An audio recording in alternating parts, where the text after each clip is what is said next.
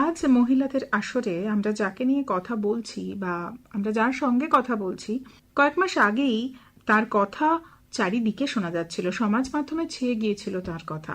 পুরুলিয়ার একটা প্রত্যন্ত গ্রামে জন্ম তার, সেখানেই প্রথম স্বপ্ন দেখা শুরু করেছিলেন সিনেমা তৈরি করবেন, ছবি বানাবেন। তারপর শুরু হয় যাত্রা, অবশেষে তার ছবি ভেনিসে পুরস্কৃত হয়। একটা স্বপ্নের যাত্রাপথ বলা যেতে পারে। সেই অন্নপূর্ণা রায় আমাদের সঙ্গে আকাশবাণীতে। স্বাগত। ধন্যবাদ এত সুন্দর একটা ইন্ট্রোডাকশন দেওয়ার জন্য। আমার খুব ভালো লাগছে এখানে এসে। আমরা কথা শুরু করি। একেবারে আপনার ছোটবেলা থেকেই আমরা শুরু করব। পুরুলিয়াতে আপনার জন্ম। কেমন ছিল ছোটবেলা? ছোটবেলাটা খুবই সাধারণই ছিল।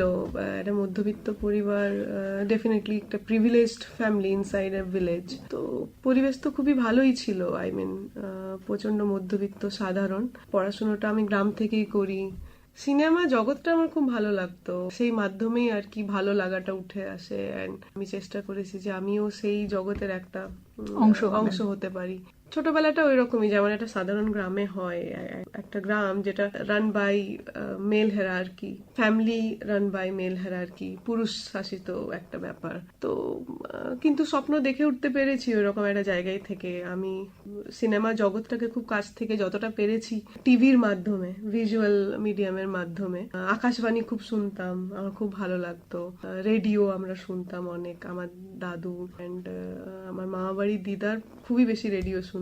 তো আর কি সেই থ্রু দিয়ে একটা আলাদা জগৎকে জানা আর সেই জগতের একটা পার্ট হয়ে দাঁড়ানো, আমার নিজস্ব ব্যাপারটা খুবই ভালো লাগছে আর কি। বেশ, সেখান থেকে ভালো লাগা একটা কোনো বিষয় বা সিনেমা তৈরির বিষয়টা ভালো লাগছে, আর সেখান থেকে সিনেমা তৈরি করে ফেলবই বা ফেললাম, এই যে জার্নি, এটা একটা জার্নি বা যাত্রাপথ। মানে এই যে যাত্রাপথটা, সিনেমা তৈরি করে ফেলবই, মানে একটা সময় একটা পয়েন্টে গিয়ে তো আপনাকে ভাবতে হয়েছে বা আপনাকে নিজেকে বলতে হয়েছে, বিশ্বাস করাতে হয়েছে যে আমি যেভাবেই হোক সিনেমা তৈরি করবই। সেটা ওখানে থেকেও, মানে পুরুলিয়ায় বসেও আপনি নিশ্চয়ই এই দৃঢ় প্রতিজ্ঞ হয়েছিলেন বা ডিটারমাইন্ড হয়েছিলেন যে আপনি সিনেমা তৈরি করবই। সেটা কোন সময় ছিল? আমি বলবো প্রথমে আমার এই জার্নিটা শুরু হয় আমার যখন আমি ইংলিশ লিটারেচার নিয়ে পড়ছিলাম।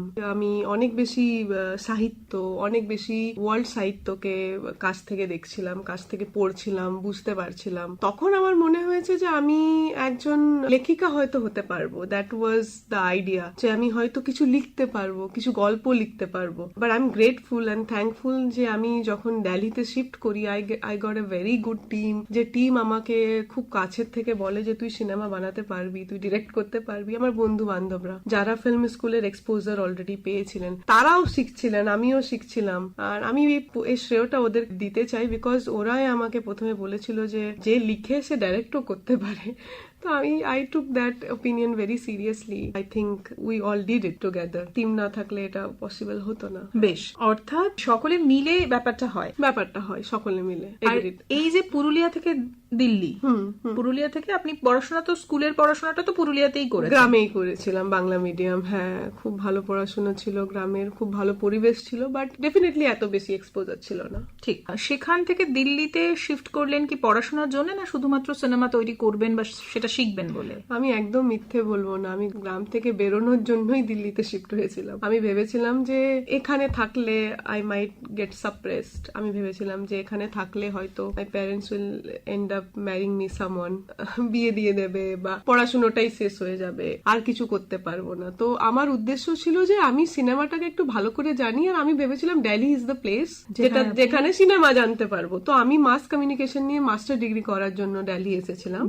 But I quit that mass communication. আমাকে ওটা কুইট করতে হয়েছিল। আমি মধ্যখানেই আমার কোর্সটা ছেড়ে দিয়েছিলাম। কেন কি আমি বুঝতে পারলাম যে ফাইন্যান্সিয়াল ক্রাঞ্চেস হচ্ছে খুব। আমি আমার বাবার কাছ থেকে প্রত্যেক মাসে একটা পকেট মানি নিয়ে চালাতে পারছি না। আর তাছাড়া mass communication not leading to films, it's very unfortunate. এটা খুবই দুঃখের বিষয় যে মাস কমিউনিকেশনে কিন্তু সিনেমা বোঝানো হয় না। সেটা এবার একটা আলাদা জগৎ। সেটা একটা আমাকে জার্নালিজমের দিকে এক্সপোজার দিচ্ছে। আমি জার্নালিজম করতে চাইছিলাম না, আমি চাইছিলাম আমি লেখালেখি করি, পড়াশোনা করি, সিনেমা সংক্রান্ত। আমার সেটা ভুল বোঝা হয়েছিল যে মাস কমিউনিকেশন বোধহয় সিনেমার এক্সপোজার দেয়। মানে আপনি এটা জানতেন না যে মাস জানতাম না, এতটাও জানতাম না।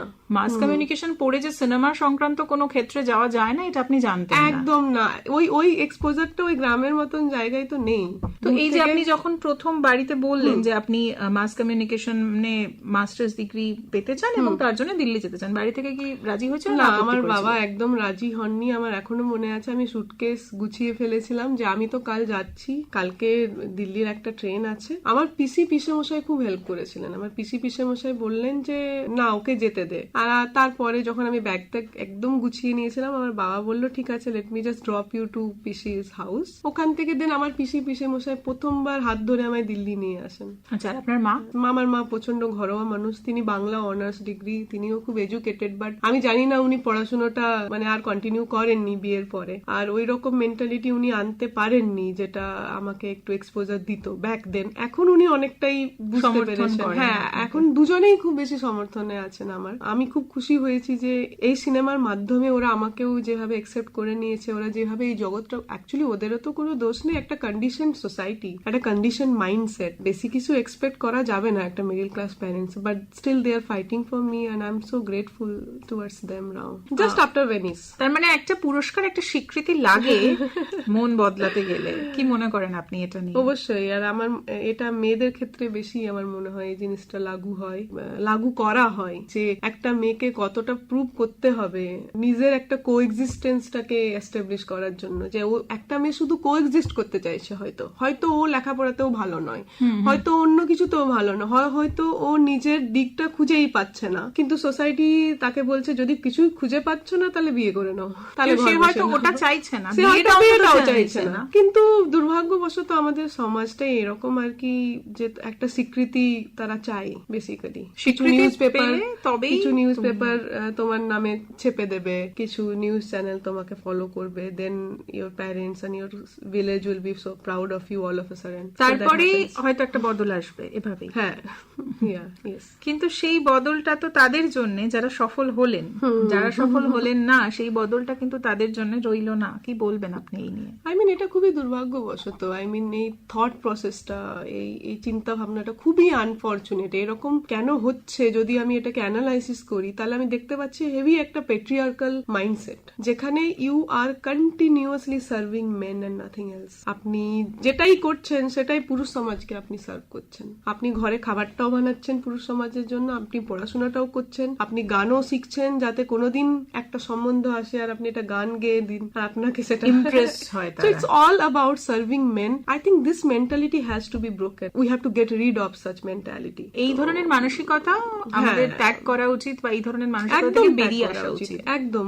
তো ম্যারেজটাকে আমরা প্রমোট করছি, এডুকেশনটা তো আমরা প্রমোট করছি না। আর আমি জানি না কত মেয়ে জিনিসটা বুঝতে পারবে at this early age. I think we have the ability to understand it. I think আমাদের মধ্যে এবিলিটিটা আছে বোঝার, কিন্তু তার জন্য যেরকম স্টাডি লাগবে স্কুলে, যেরকম সাবজেক্টস লাগবে, যেরকম পড়াশোনা লাগবে, আর যেরকম এক্সপোজার, যদি আমরা এই বিষয়টা নিয়ে স্কুলে ডিসকাস করি যে বিয়েটা কতটাই secondary, it's not primary, I guess আরো মহিলা বাইরে আসবে। I feel that. আমার বুঝতে এটা 22 বছর সময় লেগেছিল।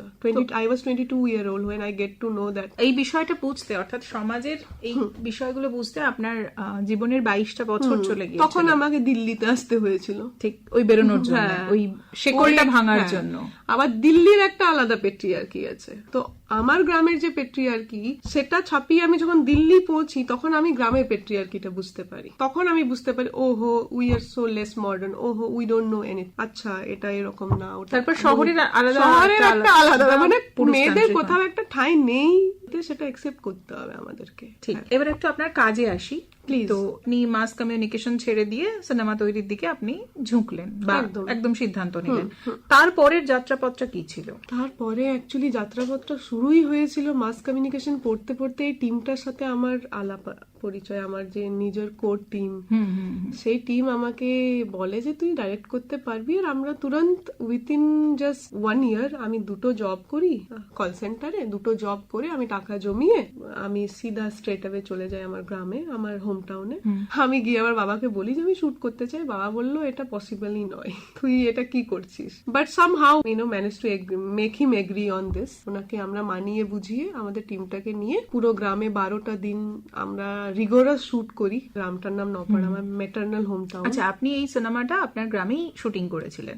মাই ফার্স্ট ওয়ান, আমার প্রথম যে short film run to the river, সেটাকে আমি গ্রামে শুট করেছিলাম আমার ম্যাটার্নাল হোম টাউনে। আমাদের কাছে কোনো লাইট ছিল না, কোনো ইকুইপমেন্ট ছিল না। 12 দিন আমরা ওই গ্রামে থেকে গ্রামের মানুষকে ক্লোজলি দেখে গ্রামের মানুষদেরকে কাস্ট করে, কিছু অভিনেতা অভিনেত্রীদেরকে আমি কাস্ট করি। উমা ব্যানার্জি কলকাতা থেকে নিয়েছে। উমা ব্যানার্জি ওয়াজ অ্যামেজিং, তিনি খুব ভালো অভিনয় করেছিলেন। বাকি দুটো কো অ্যাক্টরকে ওখান থেকে নিয়ে আমরা ওখানে গিয়ে শুট করি। আমার নিজের দিদির মেয়েকে আমি কাস্ট করেছিলাম, বিকজ উই ডিডন্ট হ্যাভ দেওয়ার একটা ব্যাপার ছিল। তো ওইসব ছাপিয়ে যাওয়ার জন্য বা ওগুলোকে কাটিয়ে দেওয়ার জন্য বা ওই ল্যাঙ্গুয়েজটাকে দখলটা যাতে যে ক্যারেক্টার আসে তার জন্য আমরা বেশিরভাগ গ্রাম থেকেই কাস্ট নিয়েছিলাম। আর ওভাবে আমরা শুটিংটা করেছিলাম। বিনাল আমরা মশাল বানিয়েছিলাম, লাইট ছিল না, উই হ্যাড মশাল বানিয়ে আমার ডিওপি আর ডিওপির অ্যাসিস্ট্যান্ট দুজনে মিলে মশাল বানিয়ে সিনেমাটা আমরা শুট করেছিলাম। সেটা ফার্স্ট ফিল্ম আমার, সেটা আমার প্রথম এক্সপোজার অ্যাজ এ ডিরেক্টর। কিছুই জানতাম না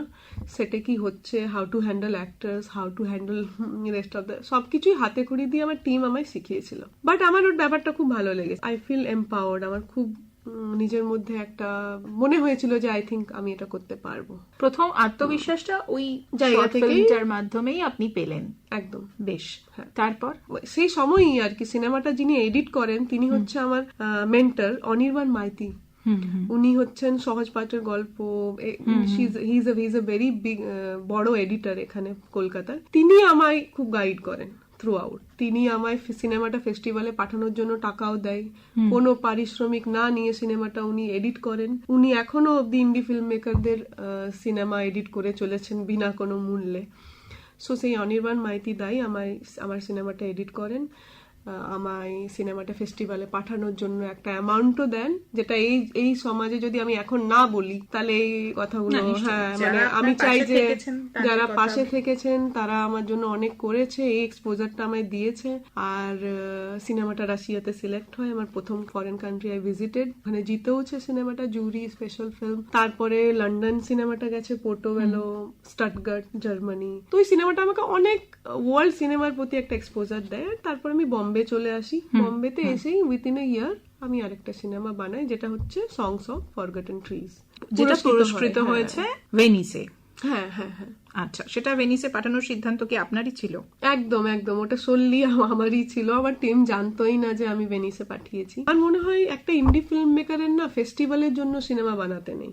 আমার মতে যে তুমি যদি একটা সিনেমা বানাচ্ছ as a director, as a writer, as a cinematographer, তোমাকে solely সেই সিনেমাটাকে একটা টাইম দিতে হবে, একটা অনেস্টি, একটা ডেডিকেশন দিতে হবে। আমাদের টিমের মধ্যে সেই সব জিনিসগুলো ছিল।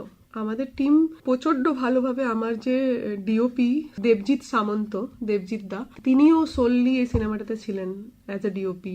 সাক্ষ্যদেব চৌধুরী, দেবজিৎ ব্যানার্জি, ওরা সবাই, মানে আমরা এই 4-5 জন ছিলাম বাঙালি টিমে। তো আমরা সবাই মিলে এই জিনিসটাকে খুব ভালো করে মন দিয়ে সিনেমাটা বানাই। বিভাংশু রায়, যিনি আমার প্রডিউসার, উনি তো নিজের সর্বস্ব দিয়ে এই সিনেমাটাতে প্রডিউস করেছিলেন। রমিল জেন, নবীন শেট্টি স্যার, যিনি সিনেমাটাকে কালার করেন। নবীন শেট্টি এখনো he is helping a lot of indie film makers, বিনা কিছু টাকাতে গ্রেডিং করে দেওয়া সিনেমাতে, হেল্প করে দেওয়া ইন্ডি ফিল্ম মেকারদের। এদের থ্রু দিয়ে আমি সিনেমাটা বানাতে পারি। যখন আমি ভেনিসে পাঠাই, আমি কিন্তু কাউকে বলিনি যে দেখো আমি ভেনিসে পাঠাচ্ছি। আমার মনে হয়েছিল যে লেটস সি, হলে সিলেক্ট হলে হবে, let's just take a chance. And আমার মনে আছে, মানে ওখানে যে প্রোগ্রামার অফ দ্য ফেস্টিভ্যাল, উনি আমায় লিখে পাঠান যে we have 1200 Indian film, so you please not write a mail asking for the feedback at that soon. আমি লিখতাম যে আপনি জানান আমার সিনেমাটা সিলেক্ট হয়েছে।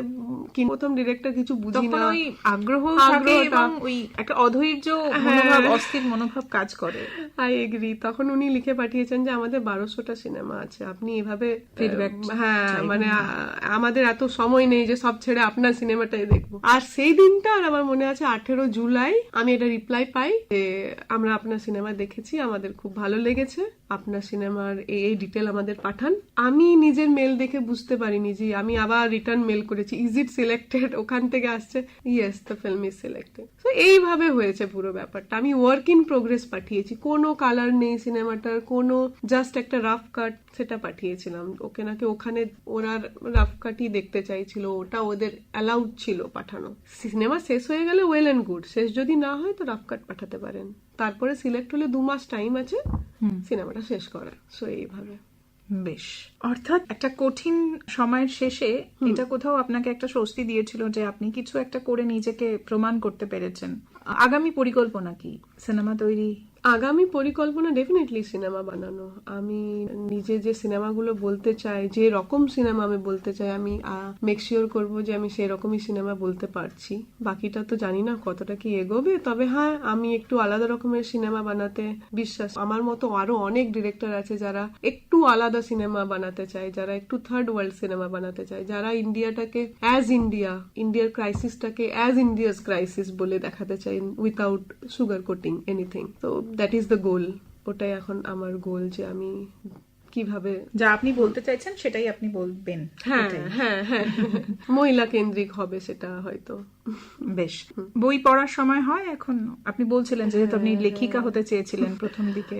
হ্যাঁ, আমি প্রথম দিকে চেয়েছিলাম যে আমি বিভূতিভূষণ খুব পড়তাম, বিভূতিভূষণ খুবই বন্দ্যোপাধ্যায় পড়তাম, হ্যাঁ। একটা প্রিয় উপন্যাস। আমার ইয়েটা ভালো লেগেছে, যেটার উপরে পথের পাঁচালী, হ্যাঁ আমার খুব ভালো লেগেছে। আর এখন কি পড়ার সময়? এখন আমি খুব বেশি অ্যানি আর্নেক্স কে পড়ছি টু আন্ডারস্ট্যান্ড, মানে যদি মহিলাদের নিয়ে যদি আমি বেশি আন্ডারস্ট্যান্ড করতে চাইছি তাহলে আমি মো ইয়ান পড়ছি, আমি অ্যানি আর্নেক্স পড়ছি, যে কৃষ্ণমূর্তিকে আমি পড়ার চেষ্টা করছি, খুব যে কৃষ্ণমূর্তিকে জানার চেষ্টা করছি যে কি রকম ভাবে হিউম্যান সাইকি ও। তো এইসব জিনিস আমি নন ফিকশন খুব পড়ি, তো আমি জয়া চ্যাটার্জিকে খুব পড়ছি। জয়া চ্যাটার্জি যেরকম ইতিহাস, তিনি একটা ইতিহাসের একটা আনফিল্টার্ড ভার্জন দিচ্ছেন, আমার মনে হয় না সেরকম এই মুহূর্তে কোনো বাঙালি রাইটার দিচ্ছেন, কোনো নন ফিকশন বাঙালি রাইটারের কথা আমি বলছি। তো হ্যাঁ, প্রফুল্ল রায়কে আমি পড়েছি, আকাশের নিচে মানুষ আমি পড়েছি, বুঝতে পেরেছি, কেয়া পাতার নৌকো, হ্যাঁ কেয়া পাতার নৌকো, হুমায়ুন আহমদ আমার খুব খুব ভালো লাগে।